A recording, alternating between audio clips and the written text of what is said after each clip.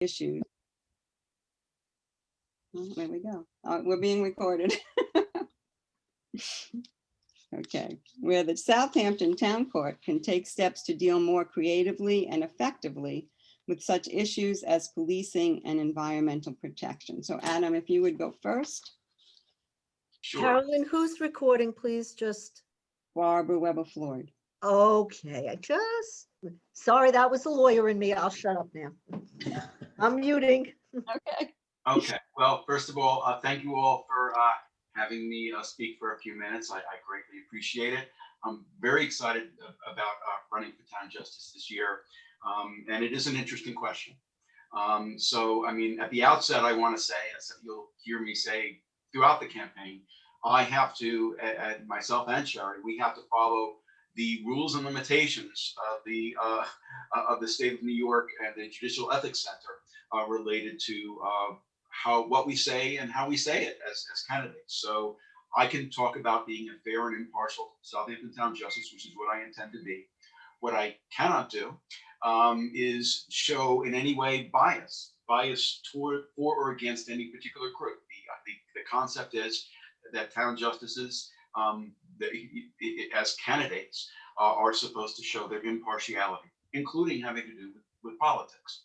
So, with that having been said, I want to talk a little bit about the drug court and the veterans court and the concepts behind them. So, what you have in the town justice court often is young people in trouble in a different ways, and sometimes not so young people, sometimes older people in trouble. So, I think for some very good reasons, the Justice Court in Southampton and in the East End created a drug court, created a veterans court in order to deal with the sensitivity related to those particular groups, really groups that are struggling with addiction, that are interacting, unfortunately, with the criminal justice system, and veterans that are interacting with the criminal justice system as well, sometimes having to do with the same, with addiction issues, sometimes not. And their particular needs. And I know a little bit about addiction. I have experienced that in terms of people who I care about in my life. And so I'm very sensitive to the concept of trying to have people who are suffering from addiction not go to jail if they can go into treatment instead. That's a better option for many. But in order for them to go to, in order for it to work, they have to be willing. And they have to be wanting to check the disease of addiction within themselves, which is a very difficult struggle, often a lifelong struggle. So I think it's a very good thing that we have the drug court. I've actually heard Judge Cooperstein speak about it, and she's very passionate about it. And I think in many instances, lives have been changed for the better because of the drug court. So I'm very supportive of it. I think it's a great thing. As for creating like another type of court, like a drug court or a veterans court, I'm open to suggestions on that. When I, if all goes well and I get elected this year, as of next year, I'm going to be watching every aspect of what the court does in terms of how it functions, and I'm going to be looking to see where improvements can be made. And those improvements may have to do with the administration of how things mechanically are handled within the court system, but also larger issues where there may be ways in which things can be handled 30 seconds. better. 30 seconds, okay. I also want to mention when it comes to policing and environmental groups that come before, or environmental entities that come before the town justice court, they will be treated in the same fair and impartial way as all others. I will listen to the police. I will listen to environmental entities. I will listen to criminal defendants and their attorneys, the district attorney's office. All will be given a chance to be heard. And then I will follow the facts and the law in terms of how I handle cases before me. And thank you all for listening. And I think I just reached my 4 minutes. You heard the bell, right? Nothing personal. Thank you. And Sherry Oster, you had the same question.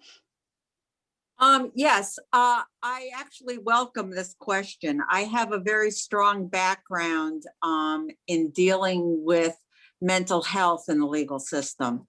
And luckily for us in New York State, they've recognized that. And in addition to drug treatment courts, there are places that have developed mental health courts. And as anybody knows who has dealt with people in the drug treatment court, there are often mental illness components to drug abuse. And I was lucky enough to be on a Zoom with Sheriff Toulon that was, of course, arranged by our Democratic committee, where I addressed this problem to him, having been in the Suffolk County Jail a number of times over the course of my career, and visiting with clients that were mentally ill among the general population, where the staff was juggling and dealing with issues. And Sheriff Toulon, who God willing will remain our sheriff, had recognized my concern immediately and shared with me that he has dealt with that by separating the population. That said, we have the ability to form a mental health court as part of our drug treatment court. And there is actually grants available, federal grants available to do this. More than 5% of the American population is dealing with mental illness. This leads to misdemeanors often in the community, homelessness, and very, very definitely drug abuse. As part of, we can add a mental health court to our drug treatment court, so that rather than always being put into a rehab, a person could get psychiatric treatment at that time, which very often eliminates the problem of drug treatment. And I've dealt with this population, so I can tell you firsthand, often mentally ill people treat their mental illness with drugs and alcohol. And unfortunately, the police are often left to handle these populations. We would definitely be helping the employees of the jails and the police, and frankly, our community, if we could deal with this in a court situation where a person was given the option to enter a psychiatric facility for evaluation and treatment. And again, this has been dealt with through the state. There is a mental health court in Brooklyn. And I think it would be a good idea for us to apply for a grant to expand the drug treatment court and use this as a way of dealing with the population that we see in the drug treatment court and in the town justice court. Thank you. Next up is Robin Long, who I'm sure you all know. She's running for town council. And your question, Robin, is, after your many years serving in so many capacities for the Democratic Party, why have you now chosen to run for an elected public office? That is such a superb question. Well, thank And you. I got to tell you, because I spent a lot of time when I visited my daughter. You know, everybody knows my daughter is stationed up in Fairbanks, Alaska. So on Thanksgiving, I schlepped up there 3 flights to go see her during her service. And I said to her, you know, we have the most successful town board. Jay Schneiderman, following in Bridget Fleming, Julie Lofstadt, John Bouvier, Tommy John Scavone. So we have a board that's functioning and doing great. Then I said, well, what skill set? What do I bring to the table? And that was a question that we spent a lot of time when it was minus 35 degrees driving around, trying to understand, what can I bring to the town? What can I bring to the table? Because personal needs are not what public service is about. My ego is not what public service is about. It's got to be that I had some type of skill set, something that I can bring that can improve or add to the great work our current town board is doing. And so I took a look at my own skill set and I said, I've been a public servant. I've been on the planning board for the last 5 years, and I have learned through that how to weigh the delicate balance between development and environment, economy and community. What an important balance, because you can't be a world of no and you can't be an advocate. You're not an activist when you get on the board. You've got to be a legislator. You've got to turn those keys in your head of how you react. You've got to listen to the constituents and move forward by what the constituents need, balancing all of the different things that are there: community, economy, development, environment. Then I took a look and I said, well, I have another skill set. I've been a small business owner in Southampton for at least 12 years. I understand what everybody's been going through. Small businesses have been going through, and working with my clients, doing over 250 closings a year throughout Southampton, okay, throughout the town, I've learned the unique needs of our people, the economy, and the differences in the neighborhoods. So that's another skill set. And then as the problem solver, I've been on the Suffolk County Board of Ethics. So I understand not only the ethical demands that are placed on elected officials, but I've learned also how to work with the town, with the county, and the different levels of government. So I turned around, I took a look at all this and I said, oh, Marissa, I guess I'm not schlepping up to Fairbanks, Alaska this summer, because I think it is now time for me to give back to the community. And so at this point, I think it is time for all the training that I've gotten, my background, my small business training, my planning board, being on the planning board, the Southampton Town Ethics Board, all of this training to now give it back to the community, because public service is about giving back. It's not about, getting that feeling in yourself of self-importance. It's saying to the community, I want to serve. 30 seconds. And that's what I'm going to do. And if I'm elected, I promise to serve with the integrity and with the hard work that our current board has, and in the and our former board led by Bridget Fleming. Thank you Thank very you. much. Thank you. Okay, Tom, are you here? There he is. Okay. I'm Tom- here, Okay, good. just unmuted. Tom Neely is running for Southampton Town Highway Superintendent. Tom, this is your question. We all acknowledge that our town, county, state, country, and world are facing a climate crisis. We also know that change begins at home. Whenever possible, government should view every action it takes as a means to mitigate water, air, and land pollution. This is vital to our local economy and quality of life. What do you, as highway supervisor, propose to do differently from your predecessor that will both improve the quality of our water, air, and land, yet at the same time be revenue neutral? Hey, thanks, Carolyn. I agree with the earlier comments. This is a great question. I appreciate it. Just real quickly, with regard to the current highway superintendent, what I do differently. If you look at the current mission statement for the department, it's multiple pages, multiple mission statements and goals and objectives and things. There's one reference that's anywhere near sustainability or doing anything for the environment. That's that they use recyclable trash bags in the trash containers that they pick up in the village.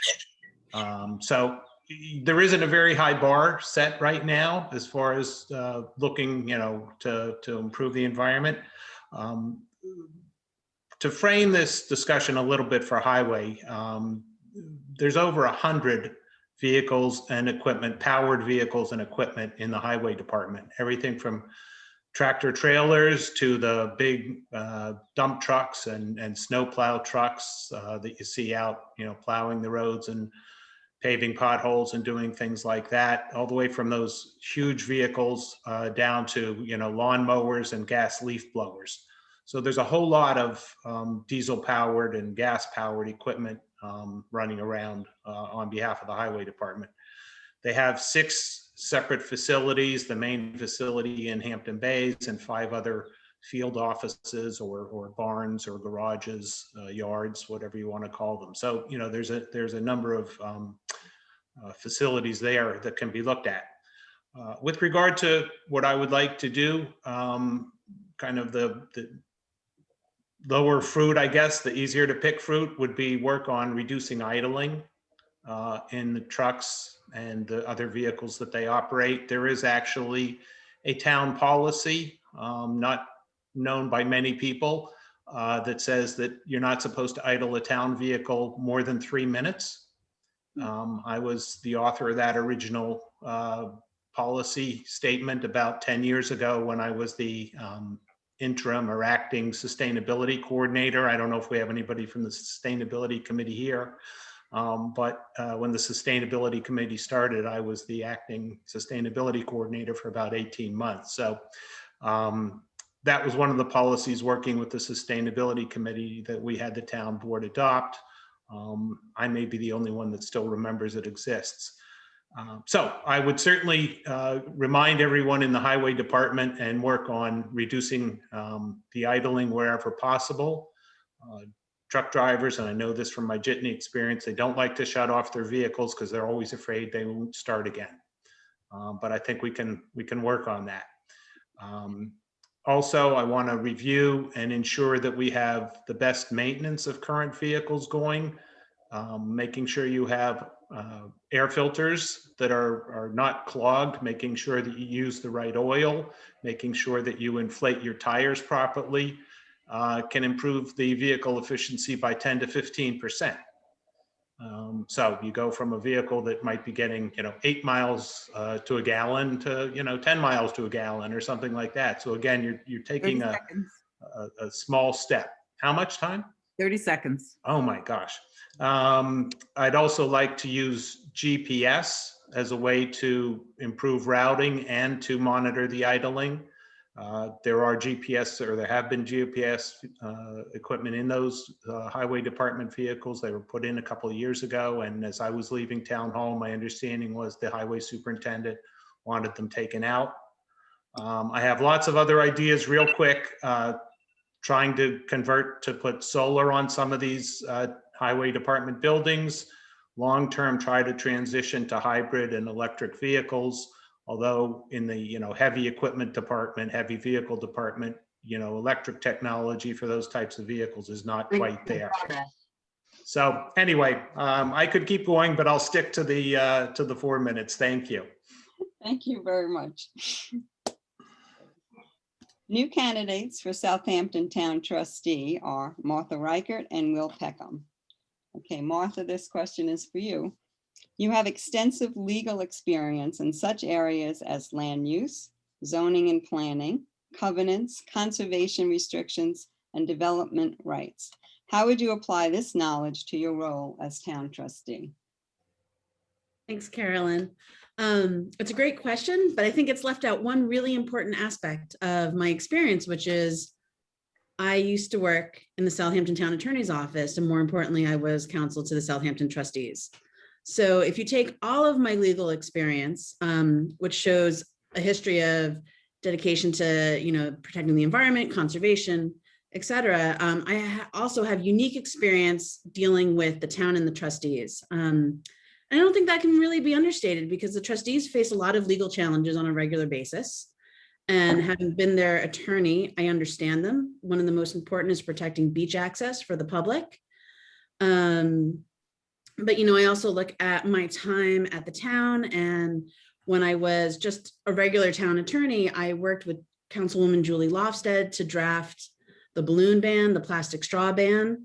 And I think one of the things that's really important for the trustees' future is you have to protect the rights that the trustees ensure for everyone, like beach access, which comes through a certain amount of their independence and autonomy. But if the trustees are going to move forward in the future and tackle the problems they have, they also need to be able to make strategic partnerships with the town, with outside research groups so that they can make science-backed decisions, right? And especially, I think it's important that they have a good working relationship with the town board, with different departments in the town. I mean, one of the things that Bill Pell mentioned at our gathering earlier this week was trustee roads, right?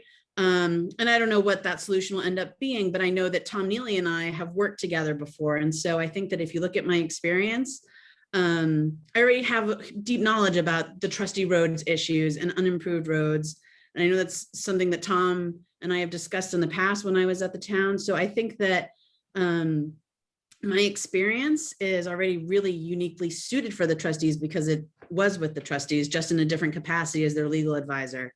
And so when I was asked to run, I had to look deeply into the idea of making that transition from an advisor also to a decision maker, because as Robin was saying, the trustees are also legislators, right? And so there is a deep responsibility to make the right decision.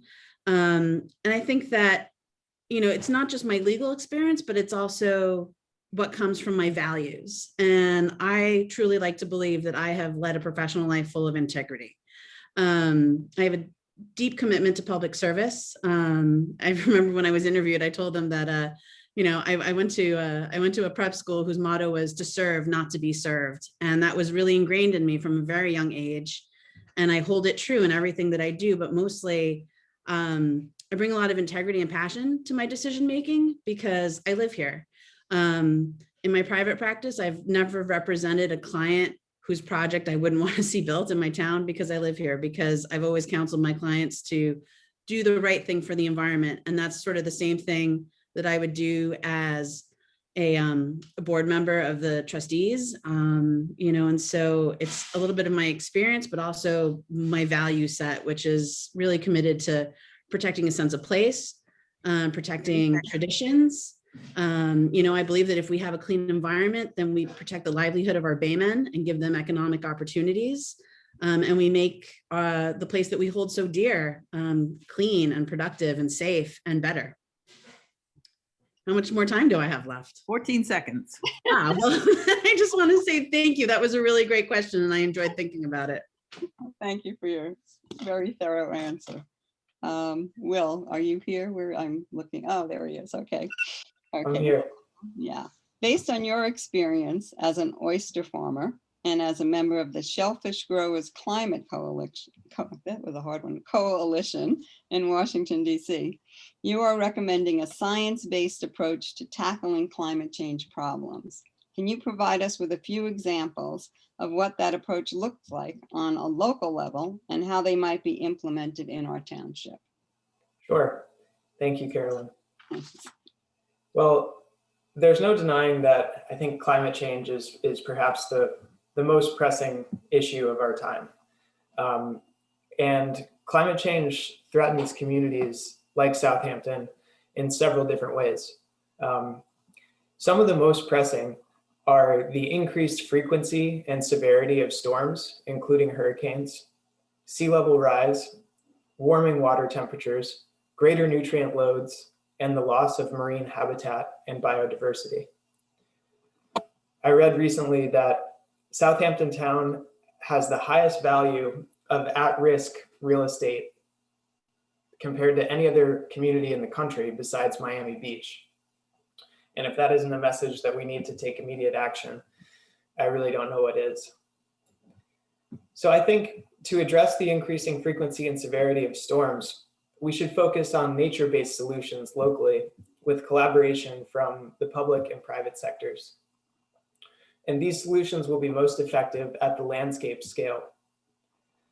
So possible integrations could include discouraging residents from building new seawalls on bay and ocean fronting properties, limiting hardened shorelines that refract wave energy and cause erosion, and specifying that new construction of waterfront homes and docks remediate historical erosion and habitat loss.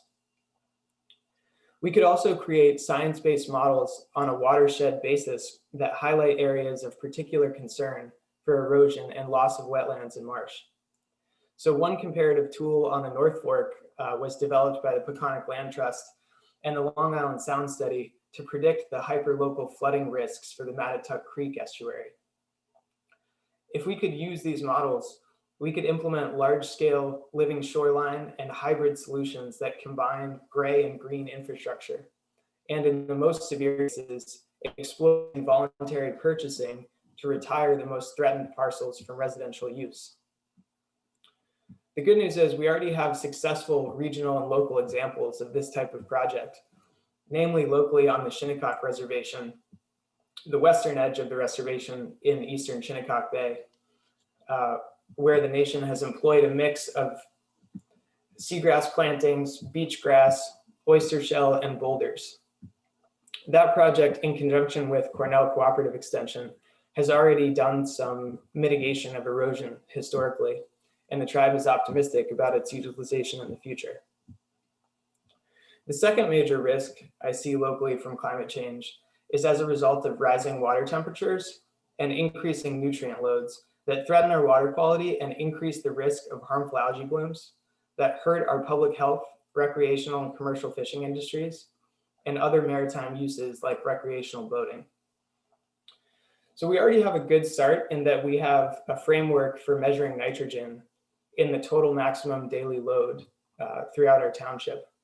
And I think the next step would be to establish a localized monetary value for nitrogen that goes into our waters as a basis for creating a nitrogen budget and weighing different methods of mitigation or remediation against one another. So there was a recent study done by NOAA over in Connecticut that basically looked at all of the ecosystem services provided by shellfish in their waters. And they ended up determining that the clams and oysters farmed in their waters were worth about $4 to $6 million a year in nitrogen sequestration and mitigation.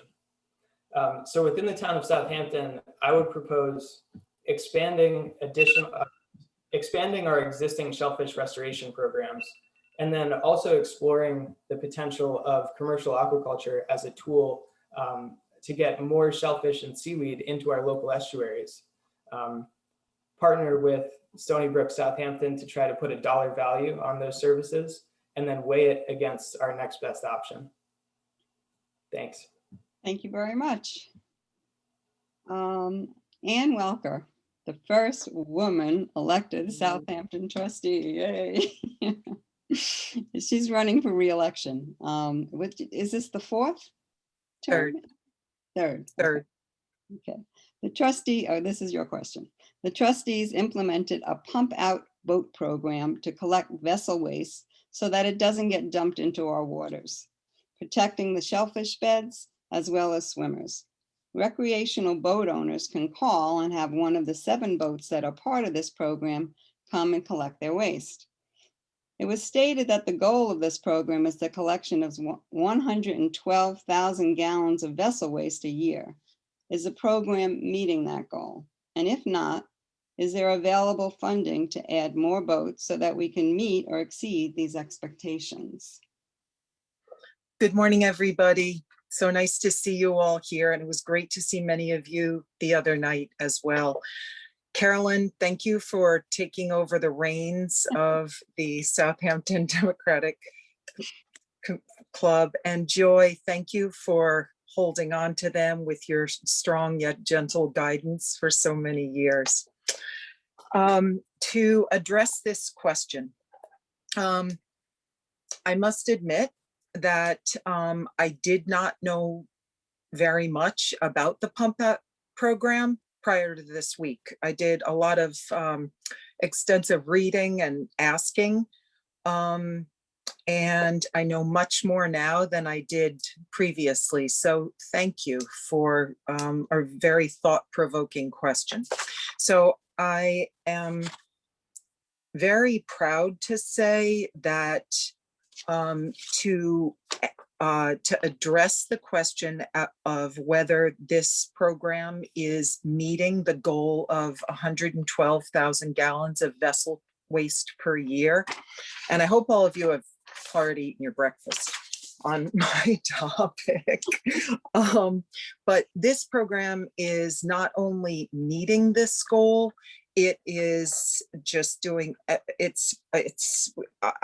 don't even have the words to say. It is very well run and it is doing a great job. So this is a program that started in 1995. And in 1995, there were approximately 8,000 gallons of waste that were collected from recreational boats. So fast forward to 2010 and 2009 and 2010, and the numbers have jumped dramatically to in the range of 100,000 gallons per year. Fast forward again to 2013 and 2014, and since approximately 2015, the numbers have stayed pretty much in the range of between 150 to 180,000 gallons per year. So a total over the life of the program that approaches $2 million, 2 million gallons. I was not able to get the numbers for 2020. We are in the process of tracing those back, but the thought was that the numbers were probably about the same, in the range of 180,000 gallons. This is done with a very limited budget. Actually, this program is actually funded by by a grant from the Environmental Facilities Corporation, and the boats are replaced about every 2 years, and they're acquiring significantly larger boats each year. Without fail, Sag Harbor is the community that where the most waste is connected or is collected, to the tune of probably 50 to 75%. But if you frequent Sag Harbor, you know that many of those big yachts take advantage of, you see those big yachts, and many of them take advantage of this program. So it's extremely well run. It's doing a grand job on taking care of our environment, our marine environment. As I was speaking with the different people in just sort of gathering more information, one of the questions that I asked was, what do we need? Where are we going with this? Do we need more boats? And one thing that was pointed out to me is in Southampton, there are more people than the previous summers that lived on their boats the last 2 years. So what would be helpful going forward is a shore station in Southampton. So that has been approached, that discussion has been approached with the village of Southampton, so that a pump out station would be placed hopefully soon in the Southampton area. The closest one is at the county park in the canal, in the Shinnecock Canal. So that's quite a trek for the pump out boats. And time is up. Oh, Sorry. thank you, everybody. I really appreciate all of you. Oh, I just want to give one quick shout out. If anybody's available tomorrow night, Southampton Art Center, there are 2 great panels, one on clean water, one on commercial aquaculture, 6 to 9 Sunday, June 13th. Have a great day. Thank you. You know Okay, what? thank you. We have a few minutes, muted again? Tommy John is on. Okay, Tommy yes, John's Tommy on. John, you are here. And since we have a few minutes, would you, yeah, okay, we'll ask you your question. So you all know that Tommy John is running for re-election as town councilman, and this is his question. What is your plan to save the fisheries on the Peconic Bay, and what plans do you have to save our drinking water? Tommy, Good morning, everybody. And you have 4 minutes, Tommy John, and I'm going to be reminding you at 30 seconds before the 4 minutes is up. okay, I just came in from an Eagle Scout ceremony and I'm sitting down, I'm doing this on my phone. It's good to see everybody, and thank you for logging on today. Hopefully we will be in person shortly. The fisheries in and around the town of Southampton are incredibly important to us.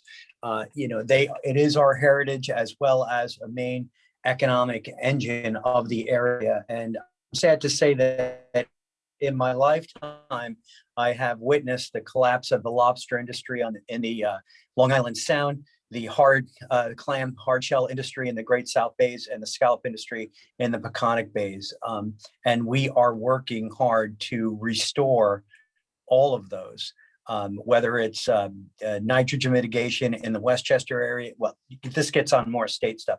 But as far as Southampton town, the Peconic Bays, we are full partnerships in the Peconic Estuary program, and it really is aimed at reducing nitrogen and phosphorus in the Peconic Bays. For me, it is important that as the largest town that surrounds the Peconic Bays, that we mitigate the nitrogen that goes in to the bays so that we can reseed the scallop population, and also help the Peconic Estuary program to study the situation. And so we know the real scientific steps, what to do to get this fishery back up and running. The bay is not totally gone. I don't want to say it's a complete loss. It is not.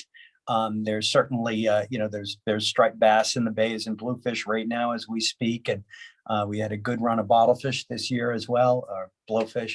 And, but as a town, it's incumbent upon us to put in the infrastructure to reduce nitrogen. And to that end, I've been working very closely with the village of Sag Harbor. They are one of the few sewage districts on the Peconic Bays.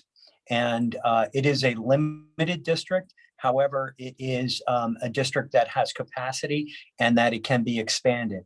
The town of Southampton has allocated money for the village of Sag Harbor to expand their sewer district. And I believe that this expansion will reduce the nitrogen. Dollar for dollar, it's the best thing that we can do. In addition to that, we are looking to create a sewage district in the Riverside Flanders area as well. This is further in on the estuary, and that too will reduce nitrogen. Now, as we know, this nitrogen is coming, well, it's coming from us. It's coming through us and going into the Peconic Bays. I am a fan of getting these sewage districts and cluster systems in place, in addition to the innovative alternative systems to reduce nitrogen in the Peconic Bays. We're also doing some other things. We funded a project for a fish ladder on the Peconic, in the Peconic River, to connect Wildwood Lake with the river itself so that we can have a healthy herring run that will go further to produce or reestablish the ecosystem in our Peconic Bays. 30 seconds. Oh my. Drinking water. We just had a huge victory this week. The town of Southampton, with the urging of our Democratic councilman, we sued the DEC. The DEC was protecting known polluters at a sand mine in Noyak called Sandland, and we won. And we are working on having that pollution mitigated. It's in a horrible spot. It's in a deep water recharge area. In addition to that, I sponsored legislation to require these sand mines to have water testing twice a year. So groundwater, surface water is incredibly important to me, and I appreciate the time and the little bit extra. Thank you. We're glad you made it. Thank you very much for rushing in. I think, appreciate it. if we have maybe a minute for another question, or we're kind of at the end of our time, but I don't see any hands. Okay, well, I'd like to thank all the candidates for their answering our questions. They were great answers. We really appreciate it, and we wish you well. And we look forward to a successful election. So don't forget to vote, everybody. Bye. Thank you all. Thank you. Bye. Thank you very much. Everybody go vote. Go Thank you, vote. Carolyn. Thanks, everyone. Okay. Have a good day. Thank you, Carolyn.